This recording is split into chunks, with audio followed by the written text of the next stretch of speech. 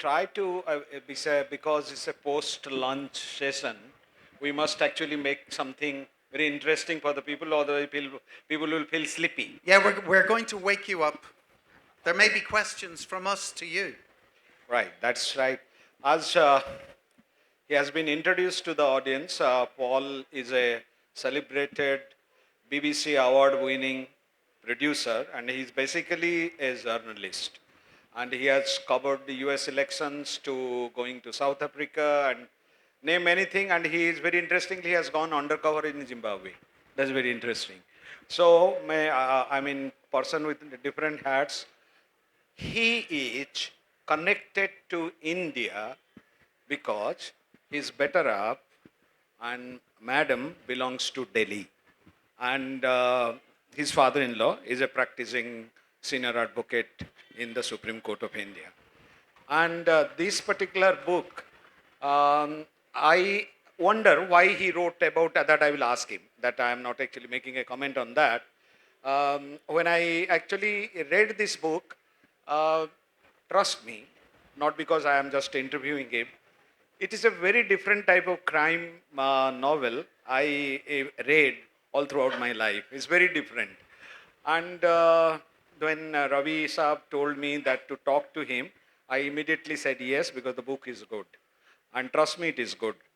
And what And I you wanted can to say always is that trust the police. before, I just wanted to say that we will talk about this book and little bit of things about why he wrote this book.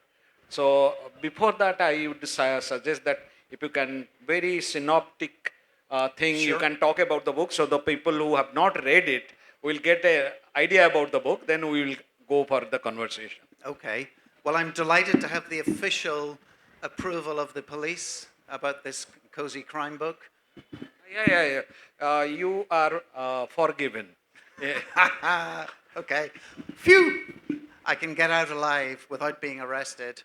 So it's lovely to be here. Thank you to see such a beautiful audience of book lovers and readers, and I'm very pleased to be here at the Kerala Literature Festival.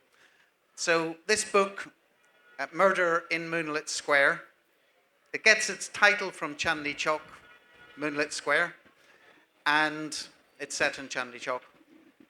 And I find Chandni Chowk a really interesting place. I think the best place to set stories today is in India, and no offense to Kerala, one of the best places is Chandni Chowk in Delhi because it's so busy, so warm, so many people, so noisy.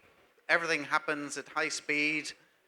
Everything is concentrated, so it's the perfect place to have a story. And in this story, it's set in a hotel in the middle of Chandni Chowk, an old Haveli, one of the jewels of Indian architecture, and many of them are falling down these days, but this one survives and is preserved. And unfortunately, the two main characters meet. They're having a sneaky smoke behind the hotel because one of them is an Irish nun, and nuns are not supposed to be seen smoking. And then the hotel owner, who's Indian, comes out and he's also having a cigarette. So they meet each other and they get caught up. A body is discovered. There's a murder. The police are here. There's a question of a spy, maybe a terror alert. The RAW get involved.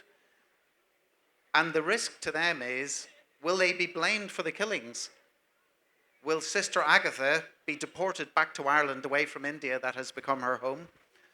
Will Avtar Mehta, who's the hotel owner, will he be thrown in prison because the police need to find someone to blame? And they have to somehow outwit everyone and find a solution, while at the same time keeping a sense of humor, because it is cozy crime, so it is fun as well as exciting, I hope. This is actually what Paul says, that there is a combination here, very, very unusual combination. One is a nun and another is a hotel owner. And both of them pair to investigate a particular crime. There is a dead body being discovered in the hotel, and at the same time, a Pakistani pilgrim goes missing. So normally everybody will see that he is the person who has killed and escaped. But the fallout of that is that the hotel is about to be closed down because there is a crime has happened, and this has some implication to the national security. So the police is about to close the hotel. Now the hotel owner, Avatar, his basic intention is to save the hotel. Whereas Sister Agatha, I still wonder why she gets involved in such a particular kind of situation. Only thing I could pen that she wants to help, because help to others is helping everybody. It is God's wish. Okay, that's a very good question. How many people here were taught by Irish nuns or religious brothers or anything like that? Was there anyone here who has even met a nun? Like, put your hand up if you have. Okay, quite a few over here. And nuns, were they? Did you feel that they were good people or bad people? Always good people. Okay, I think I'm getting mixed reviews there. Well, anyway, I like to think that this particular nun, Sister Agatha, yeah, you're saying, why does she get involved? Why does she help? I think it's because she does not want, she sees that Avatar, the hotel owner, is a good man and he's trying to do the right thing. And she does not want to see him bullied or made to be a scapegoat or the victim for something that he did not do. So she feels it's her moral duty to help, although some of what she does maybe does not help. Yeah, see, what happens is that in a criminal investigation, the things which normally a police officer like me does, that Paul doesn't do. Paul is going little beyond, like Agatha Christie, you can say. That's fair. Yeah, that is how they puts it. Not much of evidence has to be collected and to be presented before the court. That is not there in the book. But they wanted to find out, to prove the innocence of Avatar Mehta and his staff. They do this. And they have, and it's very written very in a very stylish way. And living in Delhi for a very long time, I could just identify that it is just happening before me. So many of you who have visited Delhi and Chandni Chowk will identify very easily. I wonder, how many of you have been to Chandni Chowk? Most of the people. Most people? How many people have been to Ireland? Okay, a few people. It's interesting because when my father was ill and in hospital maybe 4 months ago in Belfast, where I'm from in Ireland in the north, half of the medical staff in the hospital were from Kerala, which was lovely then to see friendly faces there. And so I know there are strong links. No, actually, as I will inform you, most of the sisters working in the best of the hospitals in the world are from Kerala. Trust me. And because they have a very great devotion and kind of to give service. That is the way, people here grow up. Because of various cultural influence, etc. No, I wanted to ask you, Paul, actually, how did you actually conceive the idea of two unlikely pair, a hotelier and a non investigating a murder case? Yeah, it is a very unusual combination.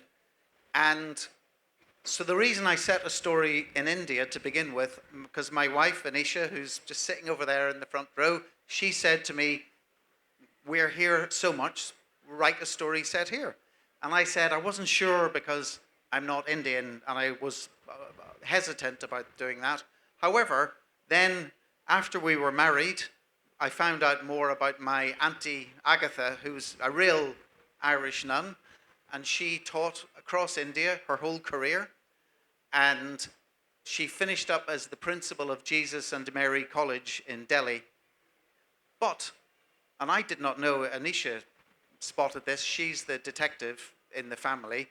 She spotted that my auntie, in her very first job in India, was in Pune, in a school there. And when she was there, she taught my wife's late mother.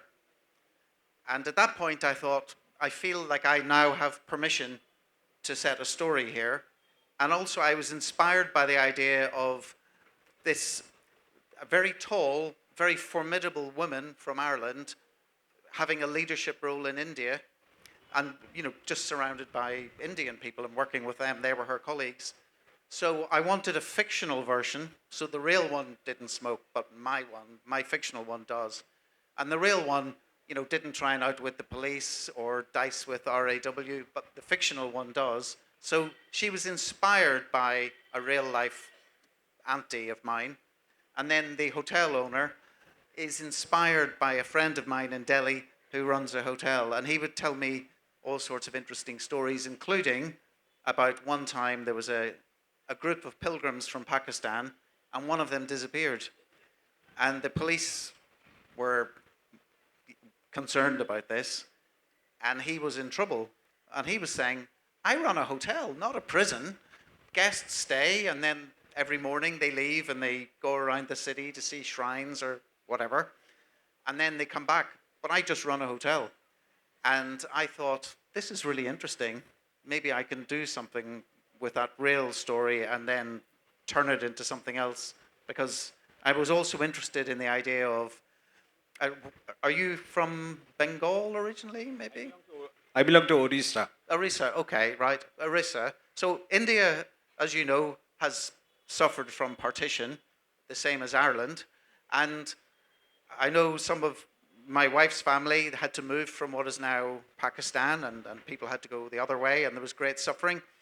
But also, when I talk to people about this, often I don't get anger. It's more nostalgia for a place in the past that you can't go back to, but you have a kind of fondness for, a love for the inaccessible place. And in my family, people have moved over the border as well during the political violence. And where then do you call your home? Is it where you began, or is it where you moved to, or is it where you live most of your life? So, and I imagine that the Indian hotel owner whose family came from what's now Pakistani Punjab, what do they think of as home? And the Irish nun, if she spent 60 years in India, but she's from Ireland, where is her home? Or can she have two homes? It's interesting to think about, I think. Yeah, that what I see is that was your auntie who actually, for the audience, Jesus and Mary College is one of the most prestigious colleges in Delhi. And very bright students, girl students, they study there. And it is a very top-notch school, between comes all the time, 1 to 10 in Indian list. And she becoming the principal is a great honor. I'm telling, I'm not saying this just like that. It's very. Now, was your auntie very investigative? Was she really an investigator? Oh yeah.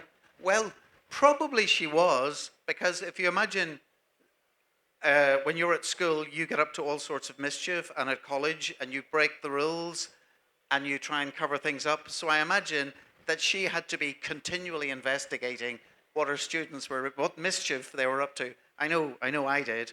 And I have met some of her students, and one of them was telling me a story at assembly.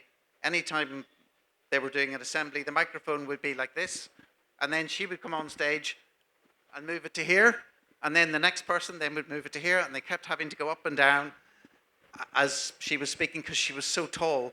And she would walk through the corridors, and she had a great big dog as well, which I think was unusual. And I think that was not because she wanted to be a horrible person to the students, but because she wanted to say it's a tough world for women, and you have to be strong to hold your place in the world. And when you leave the college, there will be men who do not take you seriously, and you have to have kind of faith in your own strength to cope in that world. And so I think that she was being a role model to girls in that respect. Yeah, in the novel, you will find that kind of things she thinks and the way she conducts herself in finding out the truth is very interesting. It actually inspires even police officers like me to actually go and do the kind of things he was trying to do. And but Were you picking up any investigation tips? Could be. Actually, it is always investigation. There is no protocol written anywhere. Every crime is different, and you have to actually use different type of methodology, which is good. But ultimately, as I said, the police investigation is collection of evidence, and other investigation. What you say normally in a loose way, you use the word that means to find out the truth, and I think part of her investigation is concealing the evidence, not showing it to everyone, but hiding it. And I just wanted to ask you one little, question which may be a little embarrassing. Why did you actually treat the Goga Patil just like a not a very good cop?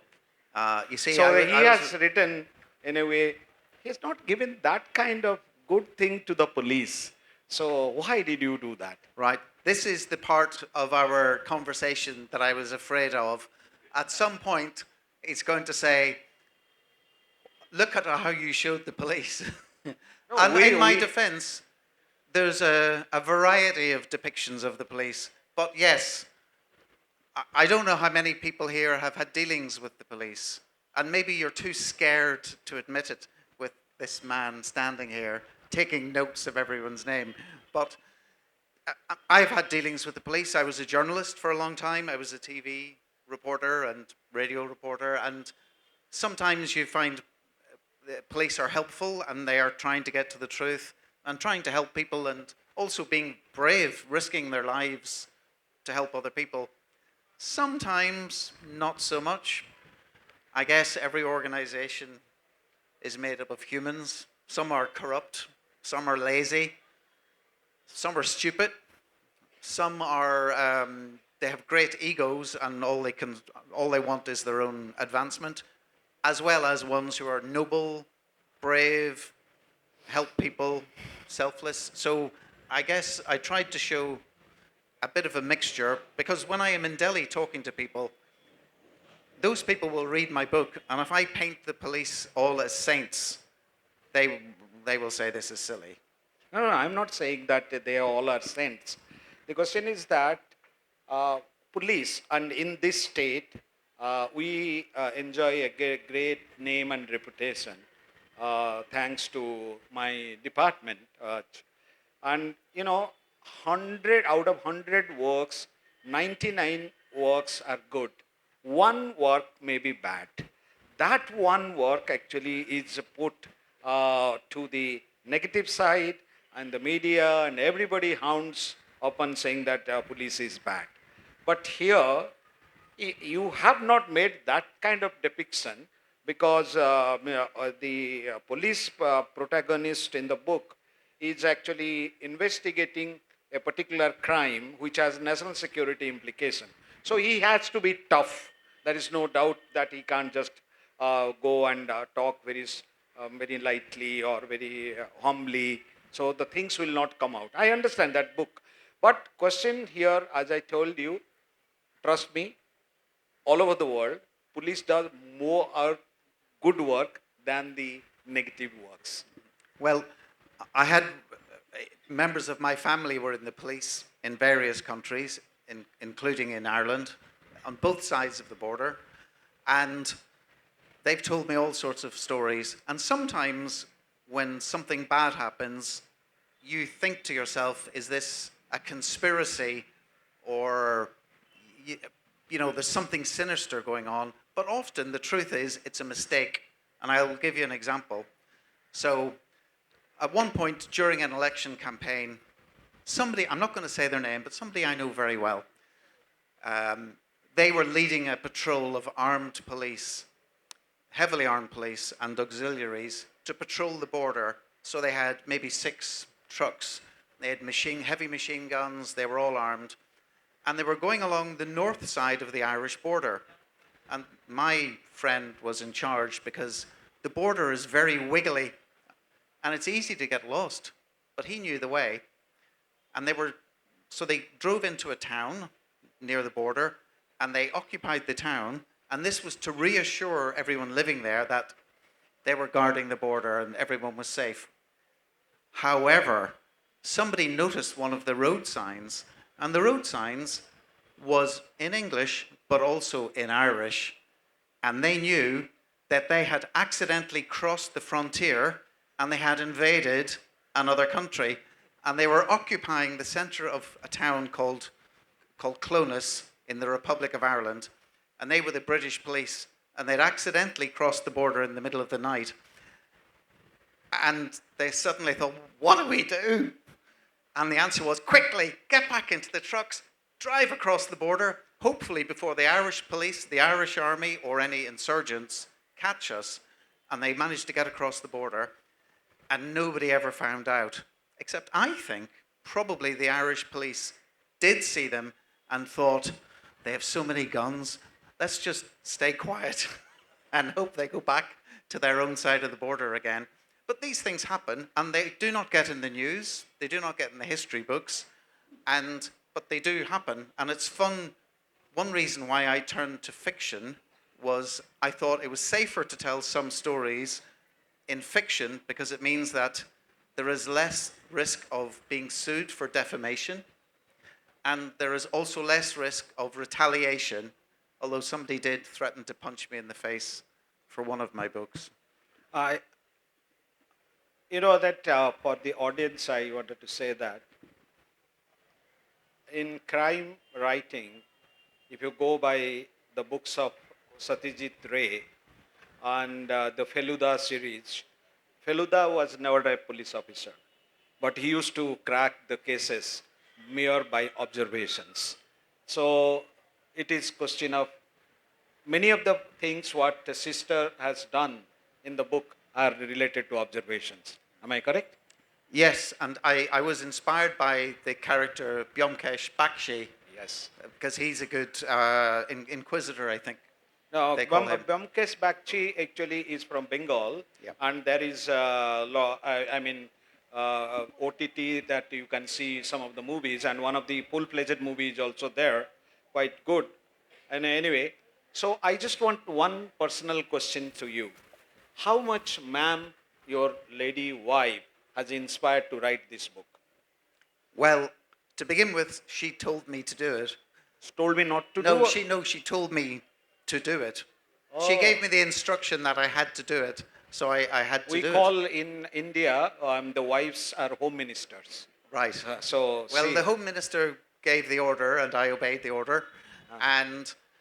But more seriously, I show her the book, and she reads it, and she would not agree with everything in it, but she makes sure that I keep it credible and how don't go much too she wrong. has contributed in the sense she did your proofreading? Yeah, so Anisha is my first reader for this book and for the sequel, and I hope for all of the books that come afterwards. So she is the first reader and the first person who sees it, and my judge. Paul, I just wanted to know whether this Avtar Mehta and Sister Agathi will come back again. Good news, they are coming back. Oh, good. The good. second book is already written, also set in Chandni Chowk, and it will be out here in October. Ah, good. And I hope there will be many more, because Murder in Moonlight Square is set in December. The next book is set in January. So you can see where I'm going here. I hope there will be at least 12, one for every month, in different parts of India. And I wonder, what would be a good time to set a book in Kerala? What month of the year? No, you can actually, I'm in Port Kozhikode. There is a beautiful place called Mithai Bazaar where they sell the sweets here. And you can go and have the setting there. It is really good. Here you get the most famous halwa. It could be a very sweet setting, but then things go sour. Okay, Dun, dun, dun. yeah, that is fun apart. This book is written in small chapters, and the way you have actually written it, sometimes, do you think that you have made this written in this style so that it can be made into a film? I do think in terms of images and films when I'm writing, and I hope it is made into a Netflix series. So if there's anyone in the audience who works for Netflix or any other streamer or films or TV, let me know. But I think that way when I'm writing, and I think a lot of us have been influenced by films in terms of pace. We want things that aren't too quick, but do have some pace. And so it is a little bit written in that way, and I think it would transfer very easily. Yeah, that is written in that particular style. But do you think that it probably you want to put it as a feature film or it's an OTT, a web series? I think OTT probably Web would series. work best. Yeah. Then it has to change a little bit here and there. Okay. Oh, of course. So when you have a book adapted for the screen, there are two ways of doing it, I suppose. One way is that you're involved in writing it and you stay involved. The other way is that you just hand it over and you have to watch it. And they give you some No, money. more but you- normally in the OTT platform, because I am a little bit associated with the Netflix, and they actually have a script division. They do that. They will adapt this for their things. Then they will take you into confidence. Of course, some changes will be done. Just actually, I wanted to tell you one thing.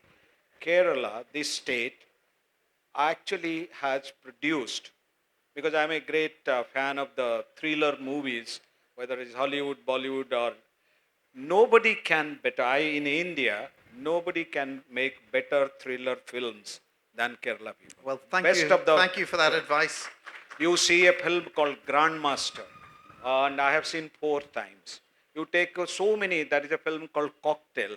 It's such a beautiful films they make, and Drishyam, the series 1, 2, 3, and these particular things. Here, the ingenuity and the creativeness in making the thriller highly pacey and highly interesting. You will be all the time at the edge of your seat. Okay. This will be, I think we can have a collaboration here. oh, right, right. Okay, anyway, so I just wanted to say that particular book, anyway, we'll have to give it a chance to the audience to also to speak. Please. And so I just tell that this book, you can read it, and it's not a very big book. It is only 380 odd pages, and you can actually, in a train journey from Kozhikode to Trivandrum, you can finish it off. It's written in a very simple way, but very artistic. Very good cultural dispensation about Delhi, which you will be enjoying, about the Delhi food to Delhi culture, the way they walk, the way they speak, all these things are there. And there are a lot of Indian words. I was wondering, he has given a glossary of words also in the last page, Yeah. so that the international audience can understand what is chai, what is beti, and all those things. So when I was writing the book, I wanted the people speaking, the Indian people, to just speak normally, and also the Irish character. And I had somebody reading it who was a professor of literature in Kolkata, and she said, yes, it's all very good, but I have one question. What is this word? And the word she did not know was Egypt. And that's like an Irish phrase or a word, especially for where I'm from. And it means, it's not idiot, it's like a softer word to call somebody an idiot. And I have sometimes been called an Egypt myself. So I thought, okay, I'm going to have to explain this at the back. And then there were other words, mainly Hindi, a little bit of Punjabi, and some Irish references. So I thought it's good to include them at the back, so the Irish ones can learn about the Indian things, the Indian ones can learn about the Irish things, and then English people can learn about Indian and Irish. But in the book, I don't put these words in italics because they're just as important and normal and natural as any of the English words. So I think that there's a kind of a political message in how you print the words in the book, and a way of, if you put them in italics, it suggests that they're foreign or other or maybe inferior. And I thought everything is on an equal playing field, everything is on the same level, so nothing will be in italics. And if you want to find out about it, you can just go to the back and find out. And if you don't need to, that's also fine. That is so nice of you. So we will now talk to the audience, and audience, I would request. People are ma'am, running away. They're scared that they might have to yeah, ask a question. So I start with Madam. Actually, she should actually speak whether you have copied any idea of horse. Oh, what? Are you asking my wife to Yeah. say something?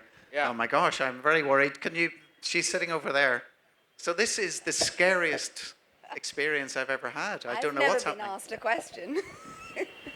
so have so the question is if he's taken any ideas of mine. I don't think at all. I think there's a lot of Paul's. In fact, all of it is Paul's creativity that's gone into the book.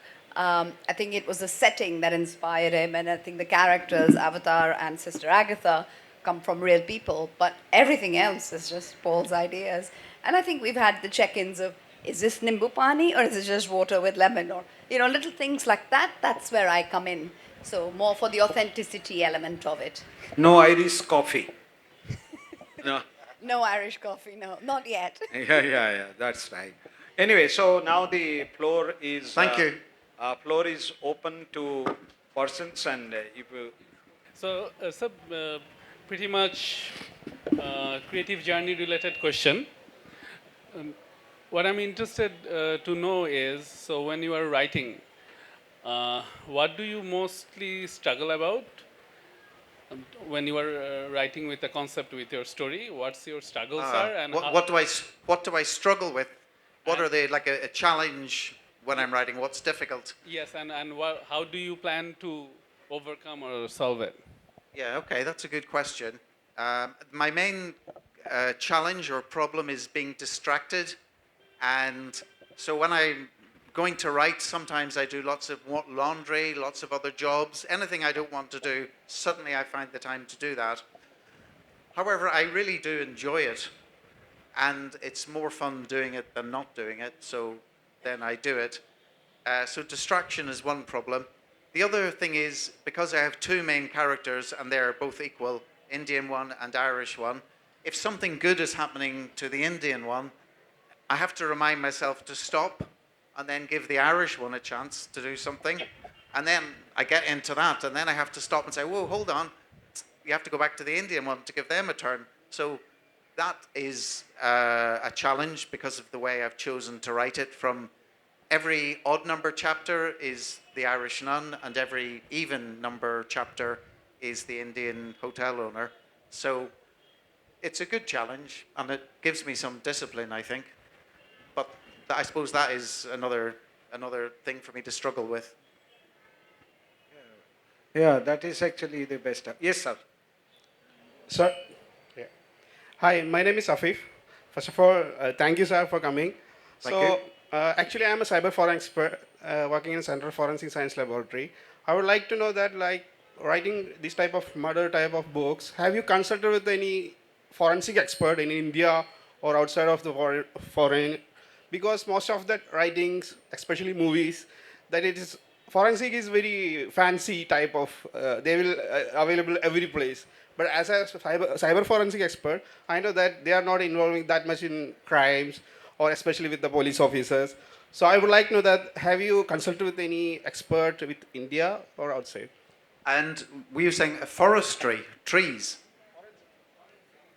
Forensic science. Oh, forensic science. Sorry, forensic science. Yes. So in my next book, the question of DNA is important. And so I did consult a forensic DNA expert to understand it, because you want to include things in your books, but there's so much I don't know, and it's good for me to learn as I go. So rather than thinking, I don't know anything about that, I can't write about it, I think I want to write about it, so I'm going to learn, I'm going to find out. And the quickest way of doing that is to find an expert who will talk to you. And hopefully after the book is read, they will still be friends with me when they see what I've done with their expertise. So forensic is very important. Not so much in, well, it does come up in this book actually. And the way it comes up in Murder in Moonlight Square is that people try to destroy forensic evidence rather than use it. But in the next book, they will use it in a number of ways. But I'm not telling you how. You'll have to So read book two. you being working in forensic, cyber forensic, if you want to read the fictional accounts of cyber forensics, there is a very good writer. He hails from IIT Delhi. His name is Amit Dubey. So he also gives talks in the NDTV and various forensic tools, cyber forensic tools, how he uses to crack cases. So that is, you can read, it's very interesting. Just giving you an information. But now, most of the web series produced in US, especially US or Europe, you see most of the recent ones, they have extensively used cyber forensics for, cracking the things and going ahead and all kind of things. Sir, Paul, in terms of the plot, do you allow the book to surprise you when you're writing it, or do you think it all out in advance and then maintain strict control so it goes where you want it to go? Okay, yes, thank you for that question. In writing crime fiction, sometimes there's a division between what are called plotters and pantsers, as in the pantsers, they write by the seat of their pants and don't plan anything. I do plan, and I usually have a good idea of where I'm going and roughly how I'm going to get there, but I give myself the freedom to be surprised, as you said, because it's fun when you're writing a character and you suddenly think, what if this happened? Oh, I hadn't thought of that. That's fun. And it means that it's less predictable. If it's less predictable for me, hopefully it's less predictable for you. And you get to know characters, and maybe you decide that they'll do something you didn't expect. Or in a previous book, I even named a character after somebody I really didn't like because they were a baddie. But as the book went on, they had quite a good sense of humor, and I found myself, I couldn't hate them anymore, and I ended up liking them a bit. And I guess that's not a problem because you want characters who are complex and are not completely bad or completely good, but have their good points and their flaws. So I give myself the freedom. It's very liberating to do that because when I started writing, I thought I need to know everything before I start. But the idea that I don't need to know everything, that allows me to start sooner and with a happier spirit. yeah, that's nice. That is a nice answer. Anyway, yeah, yes. Hi, Paul. Thank you for the conversation. I have a request for you. I'll definitely read the book, but if you could launch an audiobook, because your voice is so soothing and so interesting to No, listen it's to. already, actually, I'll tell you, I did not, it's my mistake. This book has been published in India by Penguins, but it has an international edition also, and it has the e-book is also there, and there is an audio book is also there. That's all. That's true. And there's an actor called Paul Tylak who reads it, and he's half Irish and half Sri Lankan, as it happens. So he had to ask me for advice on how to pronounce Hindi words, and I found that quite funny. But that's why it's not that strange. But it's very nice of you to say that. Although there is a type of audiobook in Britain, and they're read by people with soothing voices. But the point of the book is not to excite people, it's to help them get to sleep. So maybe I could do a version that would help people get to sleep. And I have one more question for you. If you were to create a murder mystery, a romance thriller, which state of India would you choose? If I was to do a romance thriller, which state of India would I set it in? Well, I'd have to find somewhere that had, wonderful scenery, delicious food. Everyone was very, beautiful and handsome. And there's only one place that could be. So Kerala. I guess Kerala. And Kerala, it is God's own country. Yeah, it is God's own country. So everything, we have God's own marathon, We have God's own book festival. Everything is God's. So it's so beautiful. So what she said about murder, that will be little negative.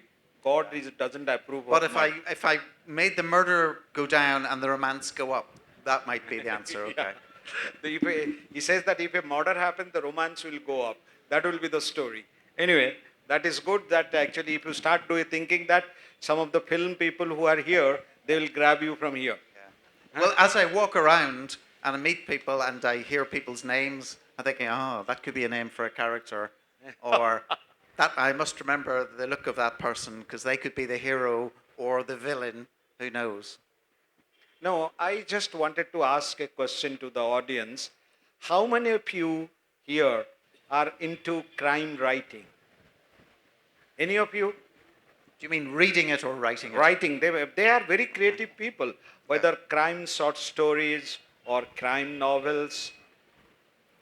None of you? Ah, yes. Okay, there are some.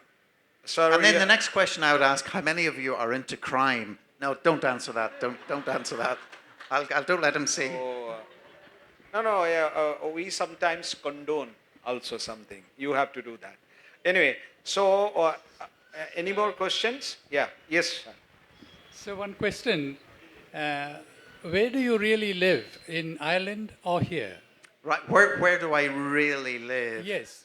I like to be a man of mystery, so I can't be tracked down. But I suppose I live. I'm from Belfast in Ireland. This is where I was born and I grew up, and I worked there as a television reporter. And then I did leave, and I have lived in England and some other places in the world, but mainly England for a long time. So these days, I'm part of the time in Belfast, part of the time in England, and part of the time in South Delhi, where my father-in-law lives. And so anytime I'm in, so this month before I came here from Delhi because I was in Delhi for January. And before that, in October and November. But more of the time I'd be in England. But with these short stays in Delhi, are you able to write this? So I would be happy to come and live in India. In Delhi India? might be difficult because if you know Delhi, you know the air is not so good. Whereas Kerala, you can really breathe here, which is wonderful. However, I am married. We're in a couple, so we have to think what's the best place for both our work. And as a writer, I could be sitting in on top of a building in Chandni Chowk, and it would be great. But obviously, my wife has a career too, and that's very important. So we have to work it out together. I would like to know how you define crime when you write. Like, what do you think? Okay, this is crime. Do you mean in a literary way or in a bigger way? Both.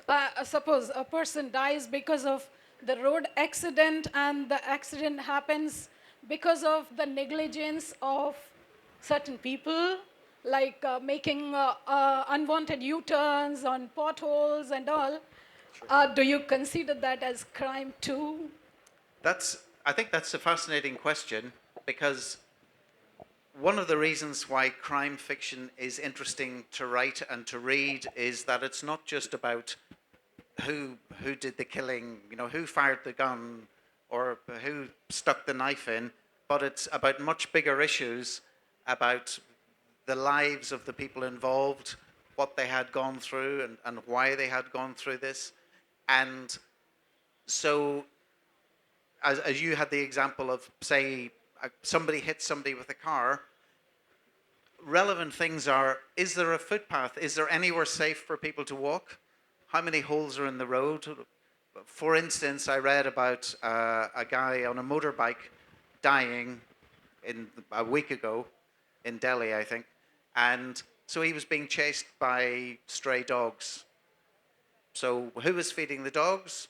Who was letting the dogs loose? On the other hand, he crashed into the side of the flyover, but then there was a gap. So if he had jumped over the wall, he might have been safe. But there was a hole and he fell a long distance and was killed. So who designed it with that level of safety? Are they involved? But then who is going to pay for all this safety? Or who's going to pay their taxes? We don't want to pay more tax. So it's the guilt or the responsibility can be spread quite widely, but then also there's a risk that you use this widespread responsibility as an excuse or as a way to exonerate yourself from somebody can say, I did this, but you don't know about my hard life that drove me to commit this crime or this killing. But then you look around and think, what about all the other people with a hard life? They didn't go killing or robbing somebody. So do they not also count? So these things are interesting to talk about, and that's why crime. The other thing about crime I think is good is that you can look at all different classes of society, because when people meet in a police station, it's hard for them to be protected by money. I mean, they can be protected by money, but it's more difficult.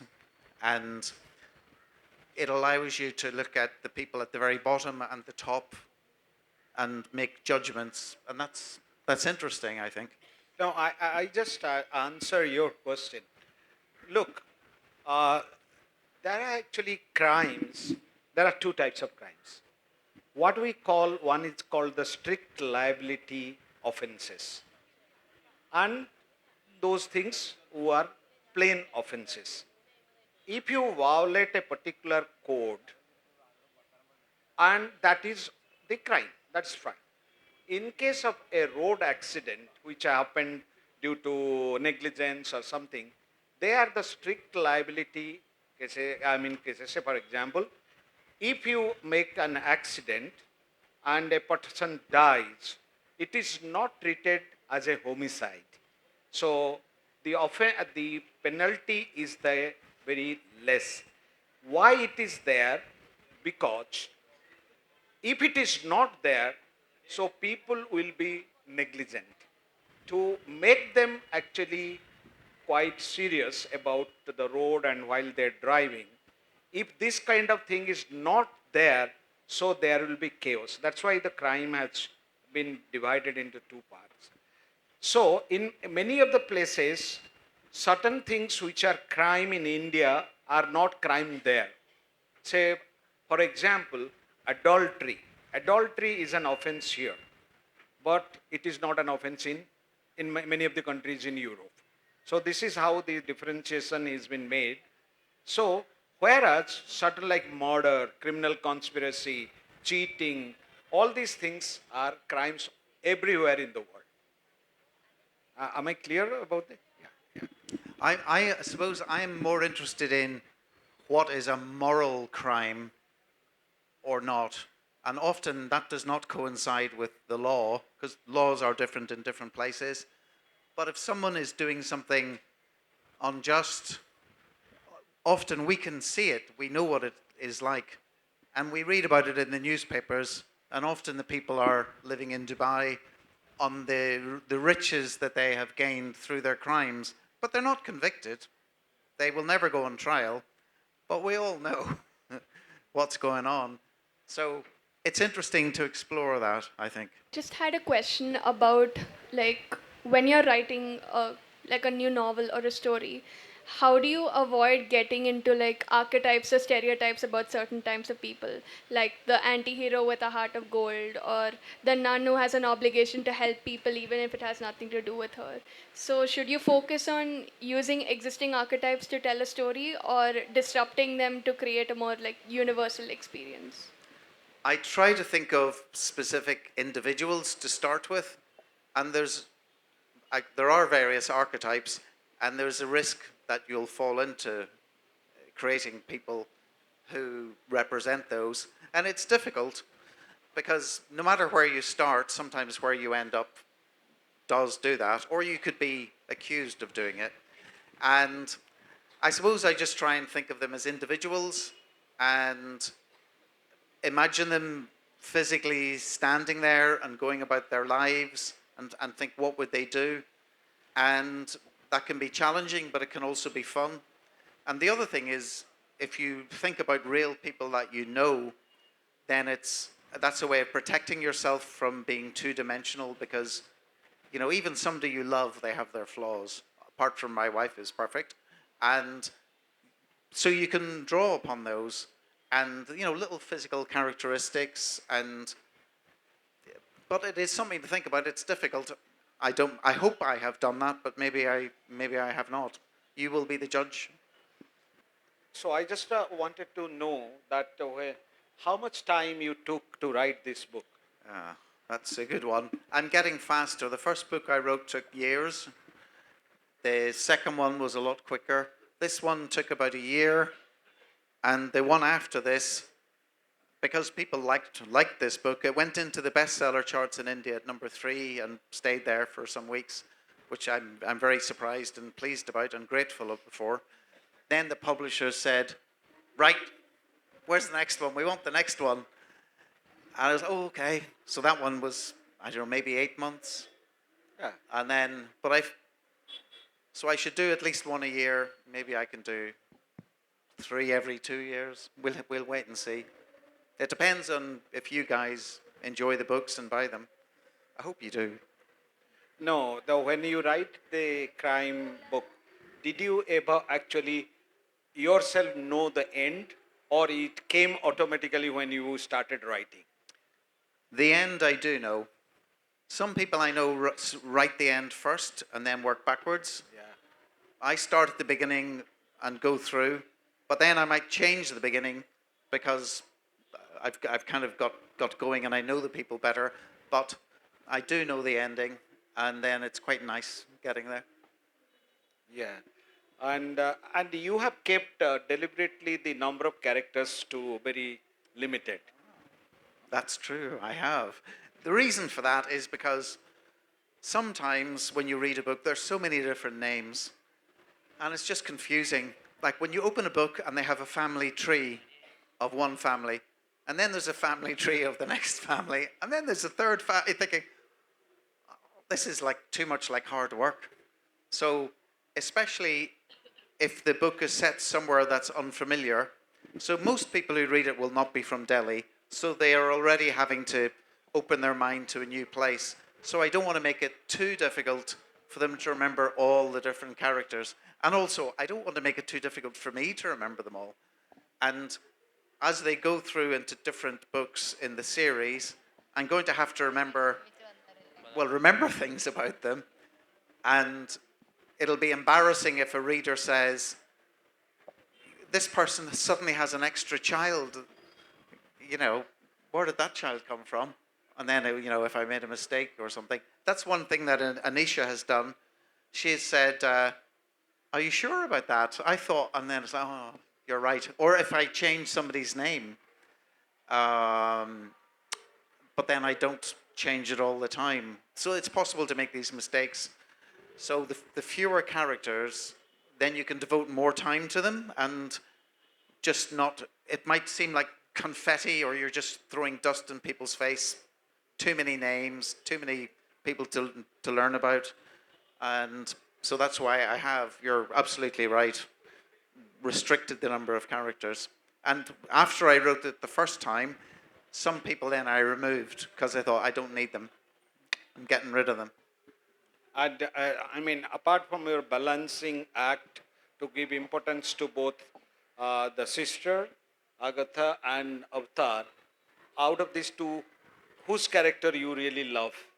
Well, I like them both. Sometimes I like one more, sometimes I like the other, but it's important that I love them both because it has to be, they don't have to be equal all the time, but they have to be equal throughout the book and throughout the series because it's not all about her, it's not all about him.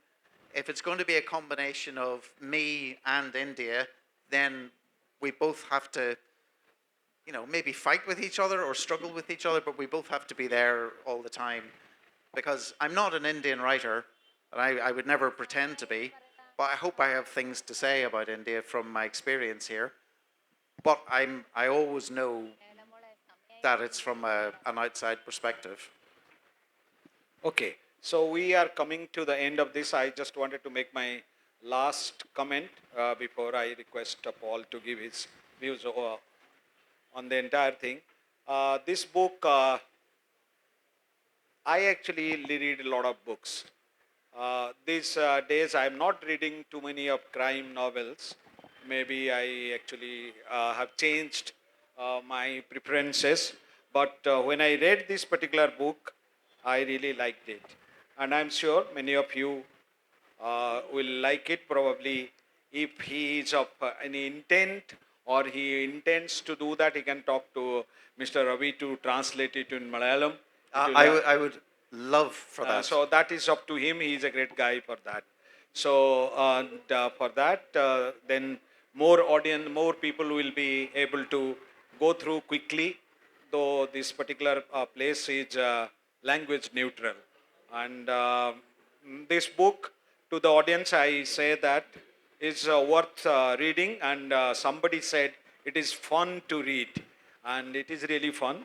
And you will see yourself, because I stayed so many years in Delhi, so I could easily identify. But those people who have not stayed in Delhi also have seen Delhi, you will like it. And he has also explained the nuances of his writing and why did he write, and what are the things there. The suspense has not been disclosed, so that is up to you to find out what is who has done the real murder.